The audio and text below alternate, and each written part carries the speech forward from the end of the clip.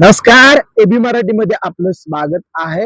महाविकास आघाडी मधली बिघाडी पंढरपूर मंगळवेढा विधानसभा मतदारसंघामध्ये उद्या कायम राहणार का महाविकास आघाडी एकत्रितपणाने लढणार याकडे सगळ्यांच्या नजरा असणार आहेत. कारण उद्या उमेदवारी अर्ज मागे घेण्याचा शेवटचा दिवस आहे. पंढरपूरमध्ये काँग्रेसकडून भगीरथ भालके यांनी आपला उमेदवारी अर्ज दाखल केलेला आहे, तर दुसरीकडे शरद पवारांच्या राष्ट्रवादीकडून अनिल सावंत यांनी आपला उमेदवारी अर्ज दाखल केलेला आहे. आणि त्यामुळं महाविकास आघाडीमध्ये झालेली बिघाडी पवार नेमकी कोणती भूमिका घेतात. आज सूत्रांकडून मिळालेली माहिती अशी होती की अनिल सावंत आणि भगीरथ भालके यांना पवारांनी भेटीसाठी बोलवलं आहे.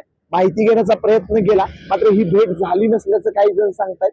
भेट झाली असेल नसेल, मात्र पवारांचा नेमका अनिल सावंतांना निरोप काय असणार आहे ह्याच्यावरती पंढरपूर मंगळवेढ्यातलं महाविकास आघाडीचं चित्र अवलंबून असणार आहे. कारण भाजपाकडून विद्यमान आमदार समाधान आवताडे हे भाजपाच्या वतीनं विधानसभेच्या मैदानामध्ये आहेत.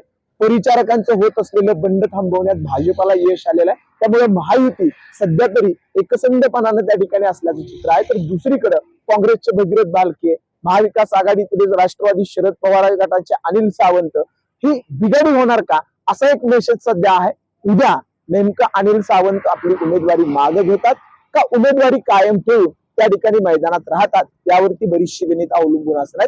जर अनिल सावंतांची उमेदवारी कायम राहिली तर भगीरथ भालके यांच्या समोरच्या साहजिक अडचणी वाढणार आहेत. मतदान किती होईल, अनिल सावंत किती मतदान घेतील याही पेक्षा महाविकास आघाडी म्हणून जी एकीची वज्रमुठ असणार आहे ती कुठेतरी पंढरपूर मंगळवेढ्यामध्ये त्या ठिकाणी बिघाडी झाल्याचा एक मेसेज मतदारसंघामध्ये त्या ठिकाणी जाईल. आणि त्यामुळेच उद्या अनिल सावंतांची उमेदवारी राहते की नाही राहत हे महत्वाचं असणार आहे. या अगोदर त्या ठिकाणी भगीरथ भालके हे राष्ट्रवादीकडून लढण्यासाठी इच्छुक होते, उमेदवारी मिळत नव्हती. त्यानंतर त्यांनी काँग्रेसची उमेदवारी घेतली. काँग्रेसच्या वरिष्ठांची दिल्लीमध्ये जाऊन त्यांनी त्या ठिकाणी भेट घेतली.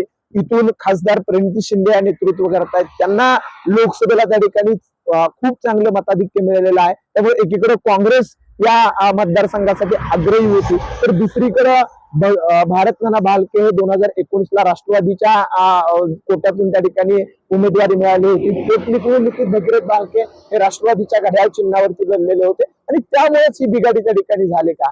मात्र उद्या नेमकं त्या ठिकाणी काय होऊ शकतं जर अनिल सावंतांची उमेदवारी मागे आली तर भगीरथ भालकेंच्यासाठी महाविकास आघाडी एकत्रितपणे त्या ठिकाणी वज्रमुख म्हणून काम करताना दिसेल. आणि निश्चितच निवडणुकीमध्ये एक नॅरेटिव्ह सेट होत असतं, एक लोकांच्या मध्ये मेसेज जात असतो आणि त्यामुळं त्याचा फायदा हा भगीरथ भालकेंना होईल.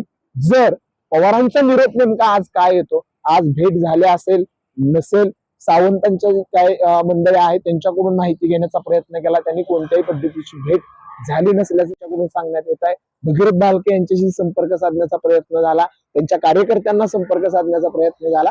नेमकं पवारांनी आज कोणता निरोप पाठवला आहे, पवारांच्या निरोपाचा लखोटा अनिल सावंतांच्या पर्यंत पोहोचला आहे का, आणि अनिल सावंतांना लढण्यावरती ठाम राहायला सांगितलं आहे की उमेदवारी मागे घ्यायला सांगितलं आहे याच्यावरची बरीचशी गणित अवलंबून असणार आहे.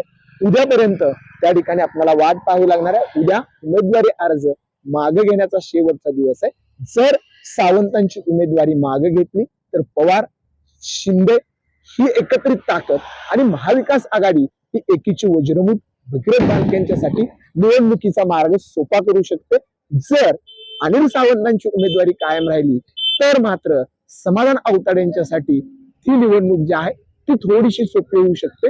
भगीरथ भालकेंच्या ज्या थोड्या अडचणी आहेत त्या वाढणार आहेत. बघूयात आज शरद पवारांचा निरोप नेमका सावंतांना काय आला आहे, उमेदवारी कायम राहते का त्या ठिकाणी महाविकास आघाडीतील पंढरपूर मंगळ्यातील बिघाडी त्या ठिकाणी थांबून भगीरथ भालके हेच त्या ठिकाणी एकमेव मैदानामध्ये कायम राहतात. तुम्हाला काय वाटतं कमेंट मध्ये सांगायला विसरू नका. उद्या उमेदवारी मागे घ्यावी का, आणि जर उमेदवारी मागे नाही घेतली अनिल सावंतांनी तर नेमकं चित्र कसं असू शकतं कमेंट मध्ये सांगायला विसरू नका.